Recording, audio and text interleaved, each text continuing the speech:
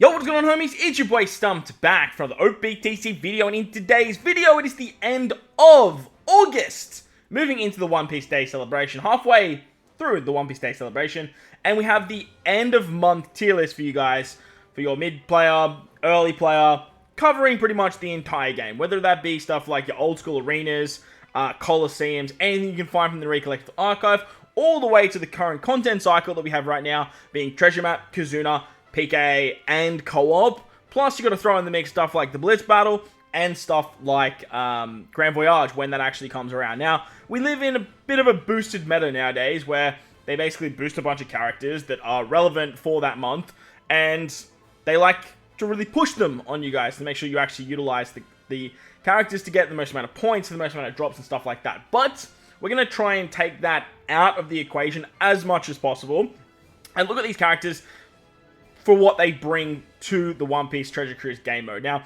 I have changed the tier list just a little bit, just because I lost the tier list. I had to rebuild the whole thing. Absolute nightmare, but hopefully you guys enjoy the video. If you do, belt the like button, hit the subscribe button, do all that good stuff. Let me know in the comment section if you guys agree, if you guys disagree. I love to have conversations about this kind of stuff, because remember, this is just my personal opinion playing the game for like 7+ years. So don't take it as the be-all or end-all, but hopefully it'll help you guys with understanding what characters you want to level up and what characters you want to prioritize with your materials. Now, I do want to preface, as always, make sure to keep one copy of every single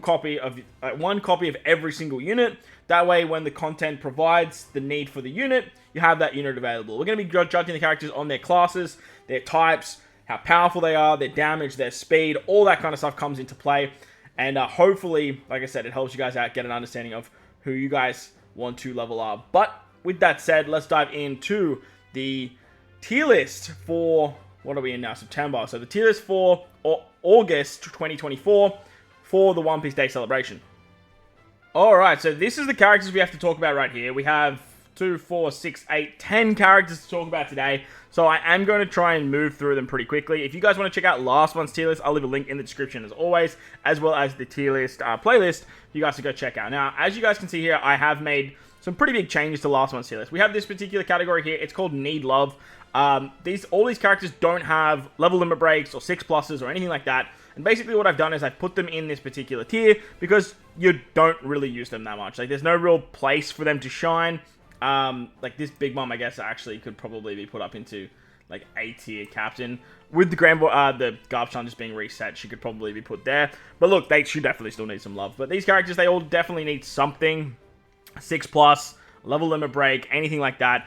They desperately need it. There probably are a lot of characters here that have, or are good in some like regard. Like obviously Perona with her conditional boosting, the stun removal that Crocodile and Dofi can do, like damage reduction and stuff like the Beach Pirates, the conditional that these guys can do with their swap page 1 ulti. But the reason they're here is just because there's just so many other characters in the game that just do it better. In saying that though, keep one of every copy, as I just said, because you never know when these characters might show up. Like Magellan, I did see people use it for PKA, level 150, so there's like that. As for this next tier up here, this is the bad, and then I put in brackets for now. The reason I put it in like for now is because these characters have some sort of level limit break, 6+, all that kind of stuff. But they, actually you need to come down here. But they just still don't see some sort of play within the meta. You definitely can use them, like I said, but they're not characters you want to prioritize, especially like picking up skulls for like, say, Shanks from the Kuzan shop. You're just not going to do it unless they do something with level limit break and they make these characters relevant again. For now, they're just down here in bad. I did add this particular tier here. It's called Grand Voyage Necessity. All these characters aren't good. Like, they're just not good characters you're going to use in regular play. However, you kind of want to level them up if you do want to do some of the Grand Voyages. Like, the smoker, the one against Luffy, where you have to bring a smoker. Like, this is the only viable smoker. The one against Luffy at Arlong Park, like, you kind of want to bring this particular Arlong. He just makes it so much easier. Barate, Whitebeard makes it easy. Versus Buggy, Ball makes it easy. You have to bring this Nami and this Rayleigh to take down the Arlong Park against Arlong. Same with this Vivi Rebecca. This one here is by far the worst Grand Voyage. Like, this team hasn't changed in so long, and now that they've nerfed bug stalling, like, yeah, so if you're a newer player, like, don't worry about this tier too much, but I did want to sort of give these characters some sort of, like, respect because they have a place in the game. It's just literally you'll use them one time, you have to put a fuckload of materials into them, and then never use them ever again. Next, we got support mostly. The support mostly tier, like this tier is sort of designed for characters that you really just want to level up their supports and then you don't really need them. Like the ultis may be an exception, honestly. I think my bias of ultis like shining through. Ulti's probably an A tier sailor. But the reason I got this tier here is so if you guys get these characters, just sort of max out their support and let them just sort of box rod. There's no real place for them again in the game. The only ones that I can think of is like these two characters here are Grand Voyage necessities, the Bardo and the Whitebeard. They work exceptionally well. But most of the time, like you're going to want to max out their support. Like that's going to be the big thing for them. So I kind of put them at the top tier here because they really satisfy two conditions. Same with this Smoker, like he has a really, really good support as well. So you definitely want to max that out. Moving up now, we've got the A tier level limit break. As you guys can see here, I culled the B tier. Like the B tier, just like, let's just put it down the bottom. Like, let's be real, like no one's leveling up a B tier character. A tier level limit break, this means that you need 10 copies of the unit to make this unit great. All these characters have good level limit breaks, but they're starting to fall off. Like Garp nowadays, he's really only used in Grand Voyage. Some of these characters are good in stuff like PvP, but look, they do have a place in stuff like PK and stuff like that when it comes around. A tier sailors, sailor means the substitute unit or the character on your crew, not your captain basically. All these guys can do something as a sailor, but usually they're just going to be better options. But nowadays with stuff like Super Tandem and stuff like EXs, you kind of need characters with certain names, so that's where they come into play. Next, we've got the A tier captains. Most of the time, you're going to use these guys as your captain. I have these three characters here just because Garp challenges became relevant again. And if you use these guys, it just makes life so much easier. But that doesn't mean you need them to get the content done. But I want to sort of give them a little bit of respect because they can do some interesting things. Like they can. As for other captains, like Queen's definitely probably the best up here. Straw Hat Crew V2 is still very good. Just unfortunate their name is Straw Hat Crew V2. Rayleigh Gaban with the attack down removal is awesome, but nowadays, like, you are sort of... Well, you have better options for attack down removal. Marco's EXP captain fell off a little bit. Whitebeard if you need to get around, like, blow away. Special bind removal with these characters. King with these auto trigger. This Zoro, honestly, is pretty fucking mid. I don't like this Zoro at all. And then, as you can see, like, it's just basically characters that have just become a little bit outdated. Brooks up here purely... Actually, Brooks should be probably down here. Like, he's not a necessity, though, but, like, that's pretty much where you're going to use him. Next, we got the PvP focus tier. This tier is basically, again, just designed to showcase characters that are just worth leveling up in the PvP game mode. So if you have these characters and you're looking for good PvP options, these are the characters you're going to want to level up. The reason I put them so high is because PvP is a game mode you will play every single day. And there are some characters above, in this tier above, that will have really good PvP abilities, but all of these characters that you see here would fall somewhere lower on the tier list, so I thought, hey, let's actually put them higher, because like I said, PvP is a game mode you guys are going to play every single day, and even if you're a new player, a mid-game, or an end player, this is a game mode you definitely want to prioritize, and leveling up some of these characters for your benches or your front lines are going to help you out quite drastically. Next, we've got S tier level limit breaks. Obviously, they're better than the A tier level limit breaks. S tier sailors, better than the A tier sailors, and then S tier captains are better than the A tier captains. Moving up now, we have the what am I trying to say? The tiers that can cause a bit of controversy. We have the top 10. That's my top 10 as of last month. We have God tier, so these characters are pretty much that good that they could make an argument for your top 10. And then we have meta. Like, this particular tier exists because the characters at the top are still so good, and these characters are shining because of that top tier. But we are going to make some drastic changes today because we've had some massive inclusions into the game. But as of my top 10 right now, this might change as the video goes along. So let me know what your guys' top 10 is in the comment section below, and let's make some changes down below here. So I'm going to bring Chopper down. Chopper's still really good, like very, very good. He has the ability to get around Pain as a captain, but with the release of a new character we'll talk about soon, this definitely lost a lot of value. So Chopper, while still very, very good, there's just other characters that can do it better. Brook's still going to hold his own up in the top here because of the action blind. He's the only character that can pretty much get around that. There's no ifs or buts about it. I'm going to drop Bonnie down. Her utility's very good. but most of the time you're just going to use her as more of a damage dealing character. I'm definitely going to bring Cross Guild up. I've used Cross Guild so much recently, and their like pseudo triple special activation is actually so ridiculously valuable. Works very, very nicely. Shanks, I'm going to bring Shanks down to probably an S tier captain.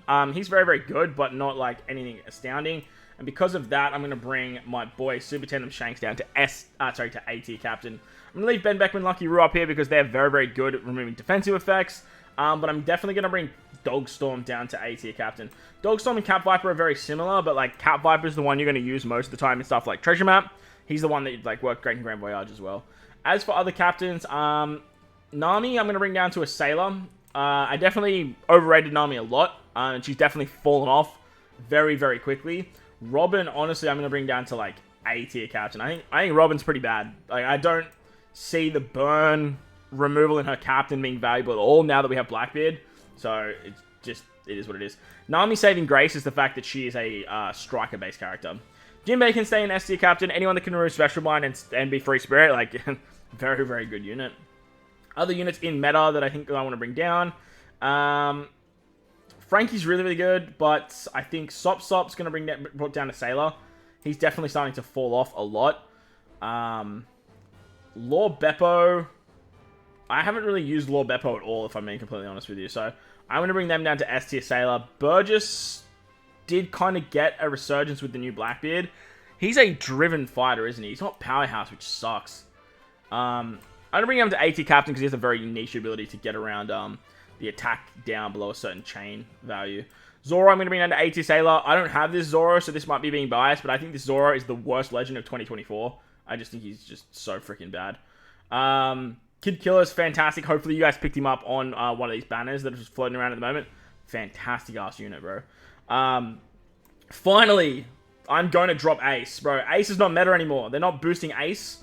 So I'm going to bring him down to Sailor, S tier Sailor, because he still does have a double conditional buff.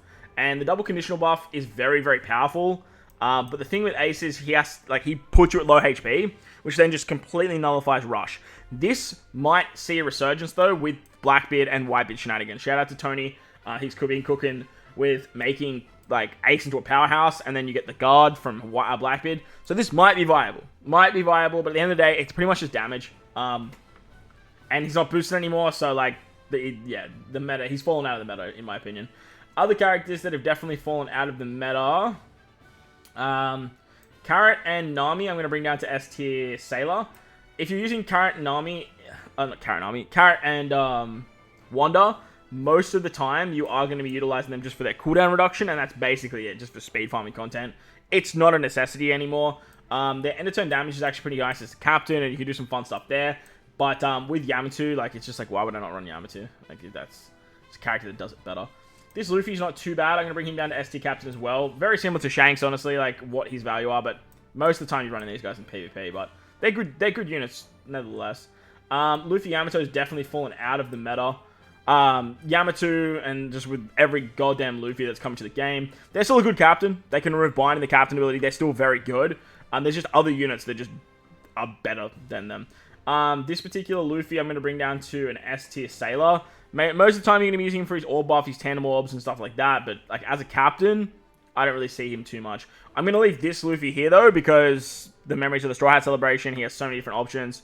And he's an attack booster, which is infinitely more valuable than an orb booster. Even though this guy does give a full board orbs, so... they're much of a muchness, really. They're both very similar characters, but this guy, he is better. Like, he is an upgrade. Kid Luffy can stay in God tier. Like, for new players, this guy's an absolute menace. Like, a menace. Looking at the top 10, I'm going to bring Roger down. Roger's still very, very good. Roger's special bind removal and his captain ability is absolutely amazing, but it's much of a muchness, really. Like, he worked amazingly in the Blitz we just had. If you guys had Roger, he helped out so drastically for players that didn't pull the new batch. So, yeah, if you have Roger, be very, very happy, but hopefully people picked him up. But this guy, like, this unit here is like another really, really good option in case. And then I'm going to bring Kaido down as well. Kaido's really good for sort of speed farming content, getting around barriers, stuff like Treasure Map, he still shines. I love Rush Kaido, but I just think that nowadays he's been replaced. Most of the time, if I'm using a rush or strength, I'm using Sanji, just because he's a strength, dex, and quick rush character.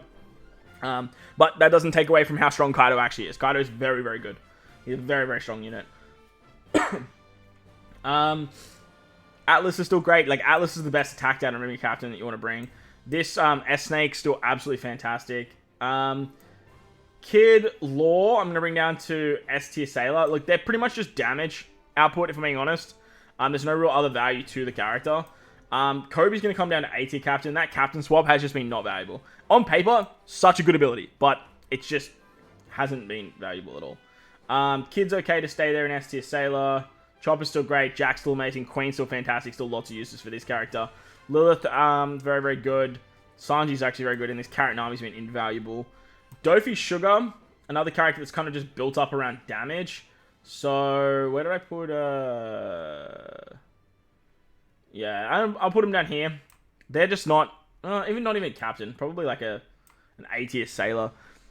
They do good damage, don't get me wrong. Color Fitty's great. Oh, the barrier removal, though. They have barrier removal. Barrier removal's so valuable, man. Like, so valuable. 3 turns of it, too. It's very, very valuable. Other than that, I think everyone's fine here. Shiroshi Manshiri's probably starting to fall off a little bit. Bon Clay. The recovery or mechanic to get our hunger and stuff is very, very valuable. And just to be able to turn to any type. And then these guys here that can sort of buff slashes because of Zoro Sanji. Where did I put Odin Togi up here in meta? Yep. Any character that can just give resistance to slashes is just going to see very, very good play. Because look, Zoro Sanji, they're the best legend in the game. I definitely think they overtook Gear 5. As an endgame player, I think they took over Gear 5 a long time ago. But for new players, I think they've definitely taken over as well. So that's the changes to the tier list. Let's scroll down now. Apologies for the crappy screen. And let's take a look at the characters we need to talk about. Now, I'm going to try and blitz through these as quickly as possible for you guys. Otherwise, we're going to be here forever. But we will focus on the characters that are the most exciting. So, starting off, we have Kinemon, Dendro, and Momonosuke, the regular legend to come with the part 1 of the One Piece Day celebration. This particular character is not bad, but it was kind of designed to work alongside the Yamato and the Luffy unit. I believe they removed Despair. They do a bunch of stuff to do with slashes, but they are a free spirit character as well. So, as a captain, I think they're okay. But I think most of their value is going to become as a sailor. They have very, very good sailor abilities when you have a territory live. Like, when you have a territory live, this particular character does Despair removal. No, that's the Yamato. He does... What does he do? He does like a special rewind mechanic. And he does something else, but I don't have the Momo. I haven't really used him. They wanted you to use him in Treasure Map, and even still, like, he was kind of like, yeah, you're just kind of there, Momo. So I don't really see this character having a lot of value moving forward, especially because he shares a name with Momo and then Kinemon and Dendro. And unless he does resistance, which I don't believe he does, most of the time I'm probably going to want to run this Kinemon Dendro over him, which is actually crazy. But if you guys are big Momo stands and I'm just like glossing over the unit completely, like, let me know in the comment section below. Moving on to Yamato now. The best Orion, Yamato, this unit came out of left field. Like, this unit came out of nowhere. A magazine unit, actually, which is really interesting. Very, very good PvP abilities. She brought in a new mechanic where she has basically a death hit. Where she dies, she will basically take a unit with her. Unless they're Psi and they have 30% int reduction or cerebral reduction or free spirit reduction, they're gonna get taken down. Now, as a sailor, she has fantastic sailor abilities. If you have a territory live, she removes 3 turns of despair. If your captain is free spirit as well, I believe. And then if you're like Captain Cerebral, she does something else. But she's a very, very good sailor. And I think most of the time, you are going to use her as a sailor, because her EX can be used as a sailor. You need 3 characters of basically all the Wano batch, and then all the Straw Hats. And you can activate her EX, which will extend damage reduction, and the damage reduction converted to damage effect, as well as an auto heal, which she actually gives in her special, which is very, very good. So, as a sailor, she's a fantastic, fantastic unit.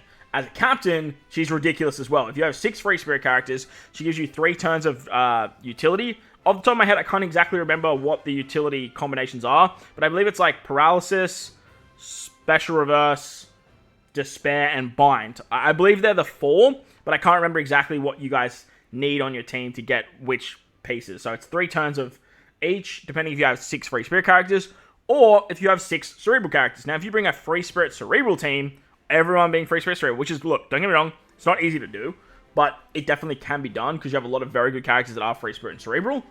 You get 6 turns of all this utility, and with that, it makes her very, very good. I don't think she cracks the top 10, because you have to funnel into her team building so drastically to make her shine so disgustingly well. But it's very easy to still make a just mono free spirit team and use her as captain and utilize the utility to your advantage. Run 2 Yamatos, get the 6 turns of whatever utility you need, and you're good to go.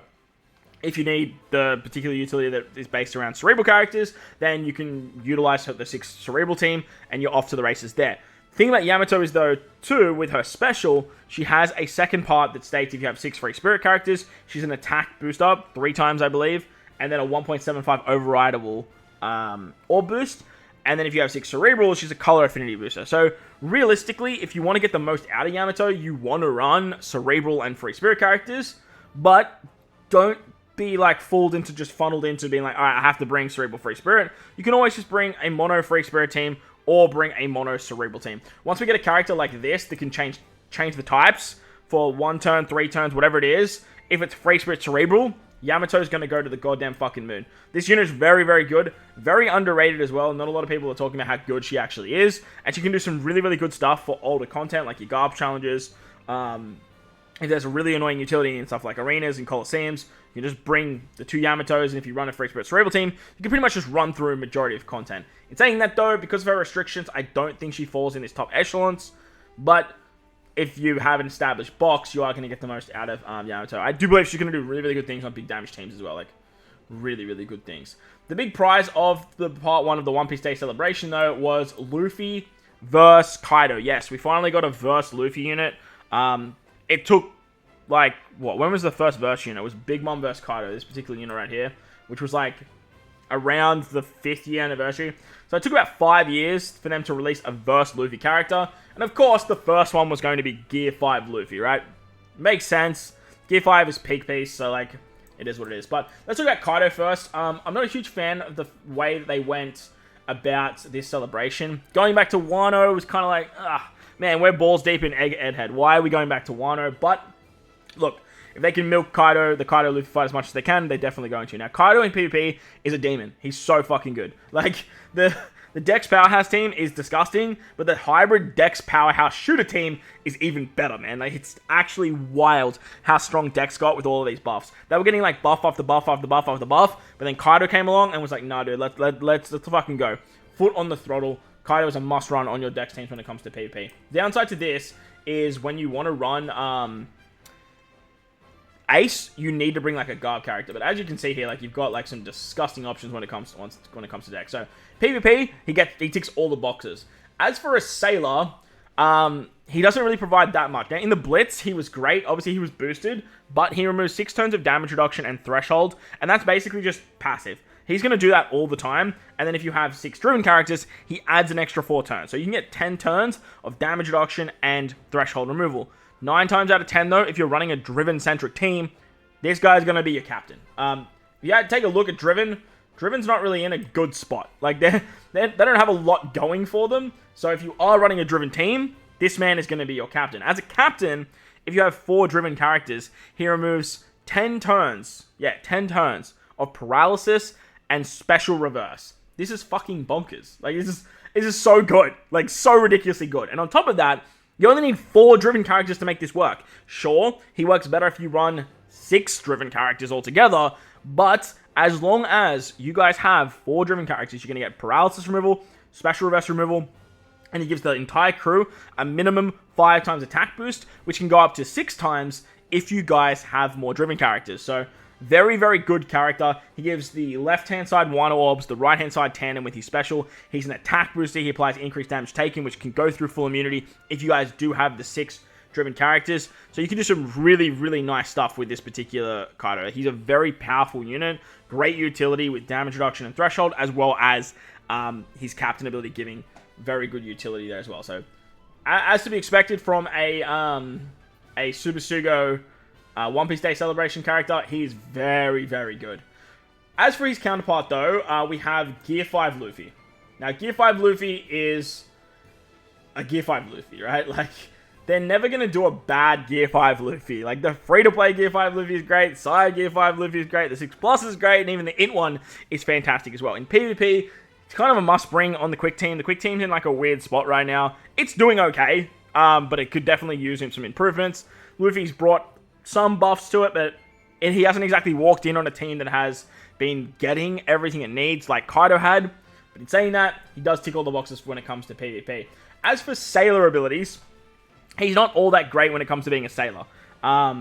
Mainly because he really wants to be used as a captain. His special can remove attack down, which is a great utility part of his special. But he also has the new ability where he applies territory. He applies a territory for 3 turns for free spirits. He can give you a conditional boost for defense down or increased damage taken. And he's a chain boundary unit. So this special is quite strong. He doesn't rotate orbs though, which is a little bit annoying that I did find in his kit. But he also has a very interesting ability as a captain where he's going to remove defense up, damage reduction, or threshold depending on how many free spirit characters you have in your team. On top of that, as a captain, I believe he has two lots of utility. Off the top of my head, I can't exactly remember what it is. I want to say it's like Despair and something else. But the big upside to the captain ability is he has this particular ability that like Frankie has, this unit here, or what Ben Beckman and Lucky Roo has with tapping with perfects, but he has it on special activation. So if you have a 5-turn defense up, damage reduction, or threshold, he's going to turn into 6 turns provided you have the 6 free spirit characters. And if you have a territory live, he actually extends it by 2 turns. So 5-turn buffs turn into 7-turn buffs. This is great for like the new recruit Sanji, if you're looking at like Usahachi, for example, or if you're looking at something like Bobbins, they all become 7 turns of the damage reduction effects. Off the top of my head, I just can't remember what his utility does, and it's going to annoy the shit out of me. But he does have 2 lots of a utility for 10 turns, just like Kaido does, if you have 4 free spirit characters. And just like Kaido, you don't have to funnel into building a mono free spirit team. What Luffy does have, though, Luffy has access to a bunch of characters that are very, very powerful. Free Spirit is in a much better position than Driven is, so it's very easy to put 6 Free Spirit characters on the team. On top of that, you have a character like this that can actually make all characters into Free Spirit units. So that makes it very easy for Luffy to get all his utility. You can get all of the fun stuff off with Luffy. You remove attack down. You play territory. And with these particular characters, they introduce a new versatility gauge charge, where if you just pass turns, you're actually going to get versatility charges. This is fantastic. On top of that, they added recovery and Wano Orb, so you can get like 2 charges per turn. And it's very, very easy to get their versatility live by the final turn. Now, Luffy's versatility is way better than Kaido's, in my opinion. Kaido increases orb buffs by 1.2 times, which is still good, and then applies resistance. But Luffy, he applies increased damage taken that goes through full immunity. And this works perfectly with Luffy's special, because Luffy gives you a conditional buff to said condition. So being a self-proccing conditional booster, applying a territory mechanic, removing attack down, and then having utility in his captain on top of the defensive effect stuff makes him very, very good. Like, very, very good. Now, the amount of Gear 5 Luffy's up here is crazy. The difference between this guy and, say, this guy is that he's bringing something completely different to the Free Spirit team. Chain boundary units aren't exactly everywhere when it comes to Free Spirit. Like, if you have a look here, you've got Sanji, which is a great option, but like, hey, I'm not bringing Zoro Sanji. Like, it's just going to happen. On top of that, he's a conditional booster as well, which, like, Ace is going to be a conditional booster, sure, but if you don't run Ace, you've got Luffy at your disposal to do some fun stuff there. Now, I don't think he's as good as Ace. I think Ace is probably a little bit better, being the 10th anniversary Super Sugo, but having the territory mechanic live, overriding enemies' territories, and then having something like a chain boundary and a conditional buff that not a lot of other characters for that team can bring. Luffy's just bringing a different dimension to the Free Spirit team that they didn't already have. In saying that, though, I don't think he's better than these 3 Super Sugos from Anniversary. I definitely don't think he's better than Gear 5 6-star, and I definitely don't think he's better than Zoro Sanji. Now, I do believe that this Gear 5 is starting to fall off. I think the rainbow damage nowadays, it's definitely seen its time. I don't think it's as valuable as it once was, but he's still a very good unit. Like, the Despair Mule and his captain is great. But like I said, there's just other units now like that are just starting to see better play than this guy. Like, I honestly would rather just run a mono free spirit team if the despair is in Yamato's kit, and instead of running something like this Luffy. Just because, again, like, Luffy's always going to see way more characters. Downside, too, is with this guy, if you're running a Kaido on a team, you can't bring a Luffy. And if you're running a Luffy on the team, you can't bring a Kaido. But look, that's just, like, first world problems when it comes to versatility characters. So, Luffy, definitely in my top 10. Very, very good unit. Very, very powerful character. Moving on to the Kuzuna now. The Kuzuna was a weird one, because we had, like, a Memories of Marineford. And kind of made sense, because, like, Akainu was getting a 6+. And this particular Akainu actually is now a PvP legend. So if you guys had this unit before the change, same with the Kuzan, the Korean, first Kuzan, this Akainu is very, very good in Rumble. Like, very, very good. He did get a level limit break and did get some fun stuff there. But then what they decided to do with this guy is they decided to go back in time and take a look at Sengoku. Where is my boy, Super 10 of Sengoku? I feel like I put him in Need Love. Maybe I just don't even have him on the tier list. Oh, is that him here? I think that's him here. Yeah, he needs love. Okay, so what they've decided to do is they've decided to go back in time and try and make like a condition. If you have one of every color, you do some fun stuff here. And Akainu basically is a legend version of the Rare Recruit Akainu, where he has like a captain swap. They added a super type, which is great. His attack boost is rainbow, which is awesome. And you can do some really fun stuff. You definitely can. However, I'm not looking at this guy for what he does in regular play. In the Blitz, he was great. He's a boosted character. Obviously, like, for the month that he's boosted, as I mentioned at the start, the boosted amount of reign supreme.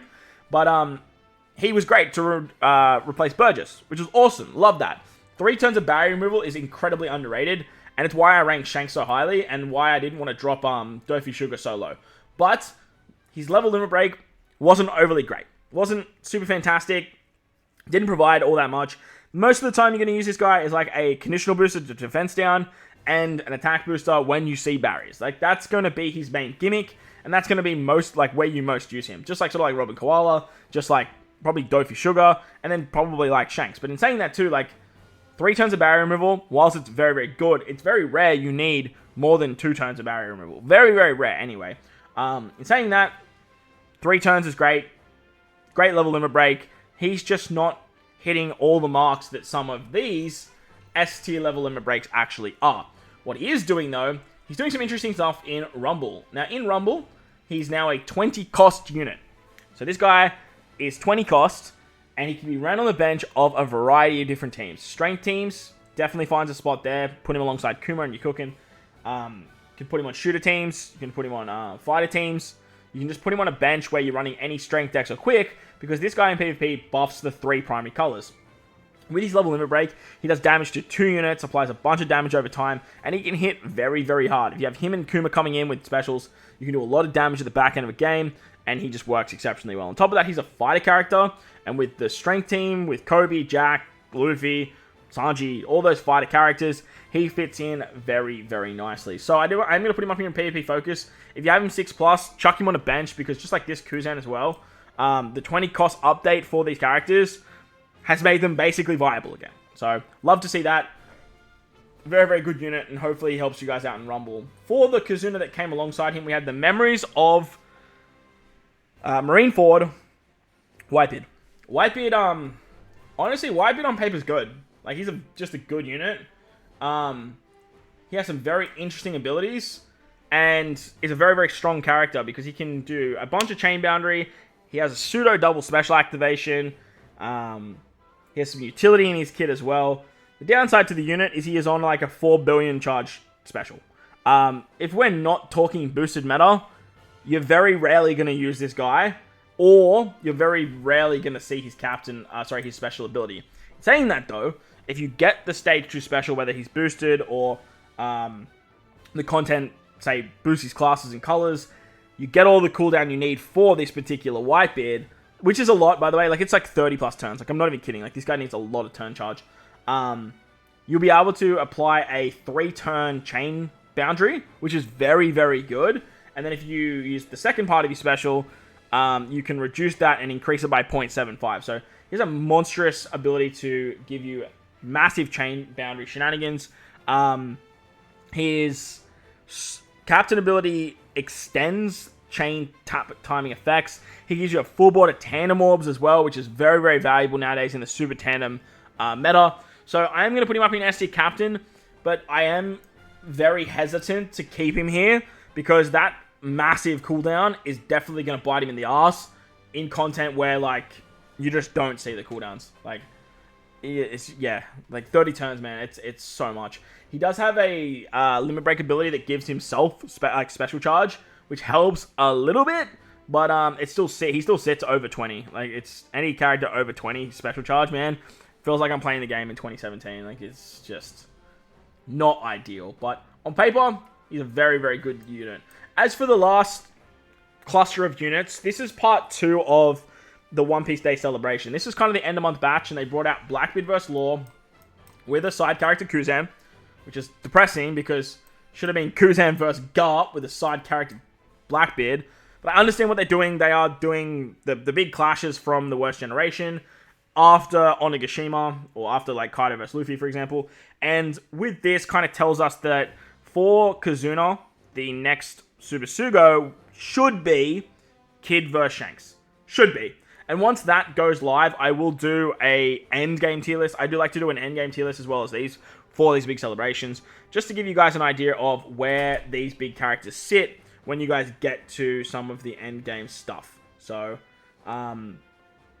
Blackbeard vs. Law is a very, very powerful unit, and I do want to talk about them, but I probably want to talk about them last.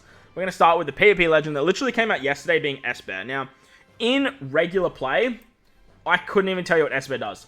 I remember seeing something to do with Super Bomb orbs, but he's a PvP legend, and let's be real. If you're using SBear, you're using him in PvP. I don't care how good he is in regular play. I don't care what his purpose is anywhere else. You're using him in PvP. Like, tell me anyone that uses S-Shark in regular content, unless you did a showcase like I did. Let me know if you guys ever used S-Hawk in any other content that wasn't, I don't know, a showcase that maybe Stomp did. So, SBear is fantastic. He goes on shooter teams. He goes on side teams. He has forced out mechanic as long as you don't have an in-character on your team. He's on a 20-second cooldown. He does a lot of damage. If you lose enemies, he gets himself stronger. He's fantastic. I've been running him. I will do a showcase. I did more summons. Sue me. I will show you guys how powerful this unit is. But he's PvP focused.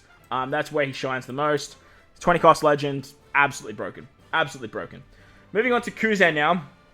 Kuzan is a lot better than what they did with poor old Momo, Denjiro, and Kinemon. Kuzan's obviously designed to support both Blackbeard and Law, and has a very interesting ability in his captain ability where he can give himself back cooldowns depending on your HP threshold. He'll cut your HP threshold, apply either an orb buff depending where your HP is, he'll give you a tap timing buff depending on where your HP is, or he gives you a conditional buff depending on where your HP is. I found this to be very, very wonky. Like, very, very wonky. In saying that, though, he is a pretty strong captain to powerhouse and striker characters. He has special item removal in his super type, which is very, very valuable. Obviously, in the Blitz, showed how valuable this really actually is. But the downside I do find to Kuzan is that you have to know what your HP looks like, where it's at, to get the most effectiveness out of him. Now, if you're below, I believe, 50%, you're always going to get the orb buff, which is like the most valuable part of Kuzan's kit. The tap timing stuff is nice. The conditional boost is great. I found that to be very hard to get. But he's always cutting your HP. You're going to be at low HP. And low HP captains can be a little bit challenging to use. They can be very frightening to use.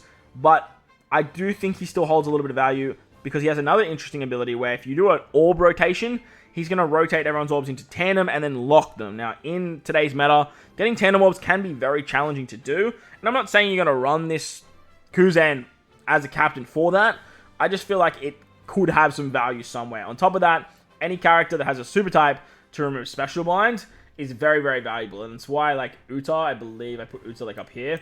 And her, like, she's just a much better option for what we're talking about. But having that special bind removal in the captain does help out quite a bit. And you can obviously do some really fun stuff with, like, Law, his captain swap mechanic, bring Kuzan in as captain, apply the special bind removal that way and do some fun stuff and whatnot.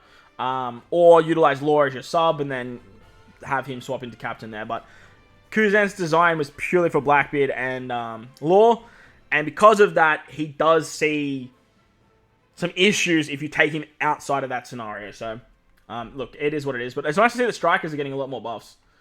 Strikers are still very, very good. And obviously, Powerhouse now are absolute monsters. Speaking of strikers, though, Law is a mono striker booster. And in PvP, they decided to bring this particular verse Law in to absolutely tear through slashes. Another Psy Law that can take down a class-based team is absolutely hilarious to me. However, I'm not 100% sold on this guy. The problem is that Psy strikers or striker teams in general don't exactly have a coherent team. Yes, they have some very good units, and you can run like this guy with this Law, and then you can use other striker characters like Roger and Whitebeard, throw them on the team. Just even run just other Psy characters to buff him that are very, very powerful. Problem is that this guy shares the name with this guy. So in a PvP, I want to run this guy. Especially on a side team. Like, he's just way better. Like, just way, way better. So that's kind of the downside. I wish that this kit that Law has in PvP was just saved and just given to Kid in, like, 2 weeks' time. Like, I don't understand why they wouldn't. Kid's probably going to be a striker character. Whether or not that's his gimmick or not, he's probably going to be striker. So I wish they just gave Kid that. He's versing Shanks, who's a slasher. Like, it just made more sense in my head. But in PvP, like, he does absolutely tear through the slasher lineup with the right team. I did a showcase on him. I tried to use strikers as well, but for me, strikers are kind of mid. So in PvP, he does tick most boxes. Not as many as, like, Kaido, Luffy, and Blackbeard does, but, like, he does tick some boxes. Most boxes, I should say. As for regular play, he does seem very, very interesting as a sailor and as a captain. As a captain, he has Despair removal, which we did not need. We did not need another Psy unit that can remove Despair. We just don't. We have Roger. We have Gear 5-6+. Like, another Psy Super SUGO that can remove Despair is just something that just was not needed at all. In saying that, though, I don't know what else they would have given him. Maybe, like if they gave him, like, Pain, like, that would have been sick. The action binds that Brook has, that would have been bonkers and made this unit way better. But look, he's got Despair, it is what it is. As a captain, he does some very interesting stuff when characters use specials.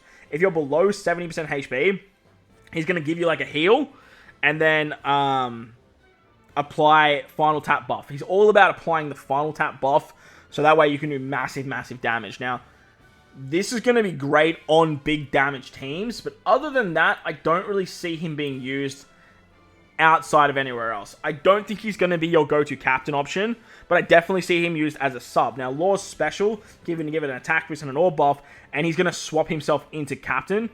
Well, he gives it like an orb buff, sorry, and then he can swap the middle right character into a captain. Now, if you use him as your middle right character, he'll swap in, give the captain 20 turns of cooldown, which will be himself, and then you can use his special again. This will give you the attack boost, the orb buff. You can do some really, really nice things. Plus, remember, you're getting all of this final tap shenanigans that he's doing in his kit, and when he's a captain, he's getting even more of that every time anyone else uses a special, which is very easy to do because he's now your captain. As for other striker characters that I'm looking at here, we have this Nami, we have this unit right here for big damage teams. Hell, you could even argue that, you know, you have Roger and Odin, you have Yamato and Ace. So strikers are in a pretty good spot. Up the top here, you've got Uta. Very, very good option there as well.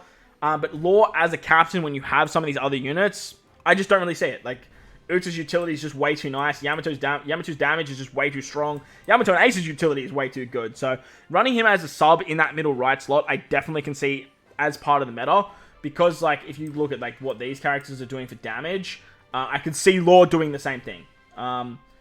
So, we'll see how that goes when, like, Super Boss comes around and all that fun stuff. But his rush, obviously, is very, very good too, buffing striker characters, which we don't really have for strikers. We have, obviously, a Slasher Rush, and obviously we have, like, the big three, in terms of what their rush is doing, but Law's rush can be very, very valuable as well, but strikers just aren't there.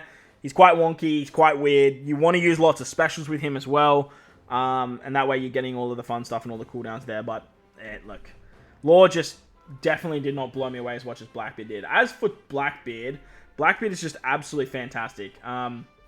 On paper, when I was reading Blackbeard, I was just like, man, this guy does so much, and I'm super confused exactly what and how this character works. But after using the character, holy shit, this guy is a monster. He is an absolute monster. Something I want to note as well is that with these One Piece Day verse units, the character that has the action special seems to be the character that won the clash, which is very interesting in that as well. Now, Blackbeard as a captain is a demon. You really want to build out powerhouse teams, but he can work very similar to, say, Luffy and, say, Kaido, and even Law as well with his striker boosting. Like, Law, you really want to have 6 strikers, but Blackbeard, you also want to have 6 powerhouses, but you don't need it, but we'll talk about it in a second. As for powerhouses, though, you want to have 5 powerhouses on his PvP team. He brings disgusting power to the Int team. Honestly, Int have just skyrocketed, in my opinion. They are, like, pushing as, like, the #1 team in the game, purely because of this Blackbeard. He causes so much havoc in the game mode. He has special reverse. He has level 10 damage over time. He nerfs a bunch of classes. He doesn't even give a buff to your team, and he's that fucking good. Like, he's just absolutely wild in PvP. As for his regular kit, as a sailor, I don't really see you using him all that much. He does have a territory mechanic, which is 3 turns just like Luffy. And with this territory mechanic, he allows Kuzan to do some really fun stuff. Kuzan as a sub gets 3 turns of cooldown when there's a powerhouse or striker character uses a special, and there is a territory live. So that's what makes, like, Kuzan so valuable underneath Blackbeard. But Blackbeard with a mono powerhouse team gets access to a new ability called HP Guard. Now, HP Guard is probably one of the most broken mechanics that we've ever seen. The way Blackbeard works is he gives you about a bazillion HP, and then whenever you use a special, he cuts your HP by, I believe it's 15%. Once you hit certain threshold limits, he starts to stop cutting your HP, and the lower your HP, the more attack he gives. He gives up to a 6.5 times captain after, I believe, the action special, and then if you're below certain thresholds, he gives himself 1.1, and then another 1.1, and then he gives himself another 1.2. So he gives himself as a captain like a 7 times attack boost, which is nuts. Math Donnies, don't quote me on that in the comment section, but let me know what you guys, let me know what your calculations are for Blackbeard's captain, because he is fucking disgustingly strong. Like, it's wild how strong he is. On top of that, he provides, again, a territory, which not a lot of characters do. He is an attack booster for his team and a base stat booster depending on how you hit your action special and your HP. He can be up to a 4 times attack boost to powerhouse characters, and he can be up to a 3,000 base attack boost, which is like the highest in the game. And if you already have an attack boost, he just makes it into 3.5. So you say you have like a 1.5 times attack boost, you use Blackbeard special, he's just going to bump that straight to, he's just going to bump that all the way up to 3.5. Now, you're probably thinking, why the fuck would I use this? Like, he's just a 4 times attack boost. I'm always going to use Blackbeard. Well, if there's an interrupt, use the support for like a very, very low attack boost, or if the enemy gives you like a 1.1 times attack boost, you just use Blackbeard, he just makes it 3.5, you just call it a day and you move on. And it's just wild. It's so damn strong. So Blackbeard's not only applying niche abilities for your team, but he's also dealing a lot of damage, like a lot of damage. I don't believe Blackbeard has any utility in his kits. I might be wrong, but I just believe the main utility he gets is HP Guard. Now, HP Guard is, like I said, one of the most broken abilities in the game, and the way it works is if you have 6 powerhouse characters on your crew, and you use a special, Blackbeard as a captain is going to apply 3 turns of a mechanic called HP Guard. HP Guard avoids a bunch of damage that includes bleed, pain, burn, super burn, rush damage, and poison, map damage. Basically any damage that comes from like an effect, Blackbeard is just going to straight up ignore. Now, this doesn't include enemy attacks. I don't believe it includes damage from the enemy as like end of turn damage and whatnot. But this ability is wild. Like, actually wild. And honestly, he sits so close to my top 5 just because of this ability alone that it's not even funny. The downside to Blackbeard is that obviously you need to build out your team with a mono powerhouse team. Now, that's really not that hard to do because there's a lot of good powerhouse characters. But when you compare powerhouse to, say, Free Spirit, it's definitely not in the same spot. And that's kind of why I have Blackbeard just outside, because once his class gets stronger, he's just going to get more and more valuable. Over time, the more powerhouse characters we get, the more power that Blackbeard is actually going to see. He reduces attack down as a captain. That's his utility, yeah. If you have 4 or more powerhouse characters, he moves 10 times attack down, which is, again, fucking disgusting. Like, so good.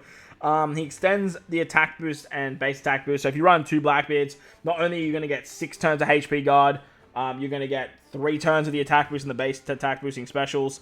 He has a versatility just like Kaido versus Luffy, where, again, if you just pass turns, you're going to get this activated, or if anyone uses specials, which is really, really good for his versatility. He gives a 1.7 chain boost, he cuts HP, and he has resilience, which is really, really powerful. As for laws, I didn't touch on laws. Laws just gives an increase to the attack boost and then just applies more tap timing damage. He removes paralysis by 6 turns, and then changes all orbs, including all striker orbs, into block. Plus, he can remove the captain of swap ability. So, yeah, like Law, he's gonna be meta, but like he's nothing. In my opinion, he's nothing compared to what this Blackbeard is actually doing. But that's gonna wrap up the tier list. Went a little bit longer than I thought it was going to, so I do apologize about that. But if you're an absolute stan and got it this far, make sure to head down to the comment section below and let me know what your guys' favorite legend is from the One Piece Day Super SUGO Fest celebration. While you're down there as well, bell the like button, hit the subscribe button, do all that good stuff for me. Link to the tier list will be down below if you guys want to click that and just have a look for yourself. Build your own tier list, do any of that fun stuff. Feel free to go ahead. But most importantly, wherever you guys are in this beautiful world, please remember to enjoy the rest of your day. As always, homies, thank you all for watching, and I'll catch you all in the next one.